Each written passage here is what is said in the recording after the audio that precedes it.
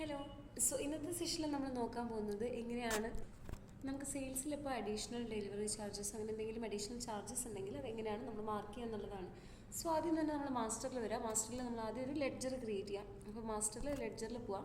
എന്നിട്ട് ലെഡ്ജറിൽ പോയിട്ട് ഇപ്പോൾ ഡെലിവറി ചാർജ് ആണെങ്കിൽ നെയിമിൽ നമ്മൾ ഡെലിവറി ചാർജ് എന്ന് പറഞ്ഞിട്ടുള്ള ഒരു ലെഡ്ജർ ക്രിയേറ്റ് ചെയ്യുക അണ്ടർ ഇൻഡയറക്റ്റ് എക്സ്പെൻസസ്. അപ്പോൾ ഞാനിവിടെ ഓൾറെഡി ഡെലിവറി ചാർജ് എന്ന് പറഞ്ഞിട്ടുള്ള ഒരു ലെഡ്ജർ ക്രിയേറ്റ് ചെയ്ത് വെച്ചിട്ടുണ്ട്.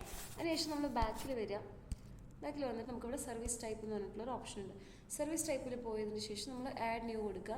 സർവീസ് ടൈപ്പ് നെയിം ഇപ്പോൾ ഡെലിവറി ചാർജ് ആണെങ്കിൽ ഡെലിവറി ചാർജ് എന്നുള്ളത് ഇവിടെ കൊടുക്കുക. ഇനി സർവീസ് ടൈപ്പ് എമൗണ്ട് എത്രയാണോ അത് നമുക്ക് ഇവിടെ ഡീഫോൾട്ടായിട്ട് വരുന്ന എമൗണ്ട് ആയിരിക്കും നമ്മളിവിടെ കൊടുക്കുന്നത്. ഇനി നമുക്കത് എഡിറ്റ് ചെയ്യണമെന്നുണ്ടെങ്കിൽ എഡിറ്റ് ചെയ്യാനുള്ള ഓപ്ഷൻ ഉണ്ട്. ഓക്കെ, അതിനുശേഷം ലെഡ്ജറിൽ നമ്മൾ സെലക്ട് ചെയ്യുന്ന സമയത്ത് നമ്മൾ നേരത്തെ ക്രിയേറ്റ് ചെയ്ത് വെച്ചിട്ടുള്ള ഡെലിവറി ചാർജസ് എന്ന് പറഞ്ഞിട്ടുള്ള ലെഡ്ജർ സെലക്ട് ചെയ്യുക. അതിനുശേഷം ക്രിയേറ്റ് ചെയ്യാം. ഇപ്പോൾ ഈ ഒരു സർവീസ് ടൈപ്പ് നമ്മളിലേക്ക് ആഡ് ആയിട്ടുണ്ട്. ഇനി നമുക്കിത് ഡിലീറ്റ് ചെയ്യണം അല്ലെങ്കിൽ എഡിറ്റ് ചെയ്യണമെന്നുണ്ടെങ്കിൽ അതിനുള്ള ഓപ്ഷൻസ് ഇവിടെ അവൈലബിൾ ആണ്. ഇനി നമ്മൾ ട്രാൻസാക്ഷൻസിൽ വരിക. ട്രാൻസാക്ഷൻസിൽ നമ്മൾ സെയിൽസിൽ പോവാം. അതിനുശേഷം സെയിൽസിൽ ക്ലിക്ക് ചെയ്തിട്ട് നമ്മളിവിടെ ഇൻവോയ്സ് ടൈപ്പ് സെലക്ട് ചെയ്തു. ഇനി നമ്മളിവിടെ ഒരു ഐറ്റം ജസ്റ്റ് ഒന്ന് ആഡ് ചെയ്യാം. ഇവിടെ ഇപ്പോൾ നമ്മളൊരു പ്രൊഡക്റ്റ് ഒന്ന് സെലക്ട് ചെയ്തു. ഇനി അതിൻ്റെ ക്വാണ്ടിറ്റിയും കാര്യങ്ങളൊന്ന് ആഡ് ചെയ്തിട്ട് നമ്മളിത് നമ്മുടെ ലിസ്റ്റിലേക്ക് ആഡ് ചെയ്തു. ഇനി നമുക്കിവിടെ കാണാം അഡീഷണൽ ചാർജസ് എന്ന് പറഞ്ഞിട്ടുള്ള ഒരു ഓപ്ഷൻ ഉണ്ട്. ഇതിലൊന്ന് ക്ലിക്ക് ചെയ്യാം. ഇനി അഡീഷണൽ ചാർജ് ടൈപ്പ് എന്താണോ നമ്മളത് ഇവിടുന്ന് സെലക്ട് ചെയ്ത് നമ്മൾ ഓൾറെഡി ക്രിയേറ്റ് ചെയ്ത് വെച്ചിട്ടുള്ളതാണ് ഇവിടെ ഉള്ളത്. നിങ്ങൾക്ക് ഇനി വേറെയും ടൈപ്പ് ഓഫ് ചാർജസ് ഉണ്ടെങ്കിൽ അത് നമുക്ക് ആഡ് ചെയ്താൽ ഇവിടെ ലിസ്റ്റിൽ അവൈലബിൾ ആയിരിക്കും.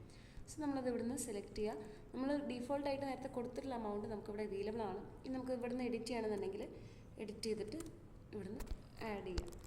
ഓക്കെ, അതിനുശേഷം ഡൺ കൊടുക്കുക. ഇനി നമുക്ക് മൾട്ടിപ്പിൾ ചാർജസ് ഉണ്ടെങ്കിൽ അത് നമുക്ക് ഇവിടെ നിന്ന് തന്നെ ആഡ് ചെയ്യാനുള്ള ഓപ്ഷൻ ഉണ്ട്. വൺസ് നമ്മളെല്ലാം ആഡ് ചെയ്തതിന് ശേഷം ഡൺ കൊടുത്തിട്ടുണ്ടെങ്കിൽ ആ ഒരു എമൗണ്ടും കൂടെ നമ്മളുടെ ബില്ലിലേക്ക് അഡീഷണൽ ചാർജ് എന്നുള്ള 150 നോക്കിയിട്ട് ഇവിടെ ലാസ്റ്റ് നമ്മൾക്ക് നെറ്റ് എമൗണ്ട് കാരണം ആ ഒരു 150 കൂടി ആഡ് ചെയ്തിട്ടുള്ള എമൗണ്ടാണ് ഇവിടെ വന്നിട്ടുള്ളത്.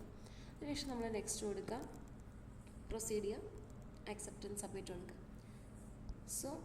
ഇത്രയാണ് നമുക്ക് നമ്മുടെ അഡീഷണൽ ചാർജ് കാര്യങ്ങൾ ഈ ഒരു ബില്ലിലും നമുക്ക് അവൈലബിൾ ആയിരിക്കും. അതിൽ നമുക്ക് നെറ്റ് എമൗണ്ട് നമ്മുടെ ടോട്ടൽ ഐറ്റം പ്രൈസ് എത്രയാണെന്ന് നമുക്ക് നോക്കി അവിടെ കാണാൻ പറ്റും. അതിനുശേഷം നമ്മുടെ വാറ്റ് എമൗണ്ട്, ഇനി ഡിസ്കൗണ്ട് ഉണ്ടെങ്കിൽ അത്, പിന്നെ അഡീഷണൽ ചാർജ്, അതിനുശേഷം വരുന്ന നെറ്റ് എമൗണ്ട്. ഇത്രയാണ് നമുക്ക് നമ്മുടെ അഡീഷണൽ ചാർജസിൽ വരുമ്പോൾ ചെയ്യാനുള്ളത്.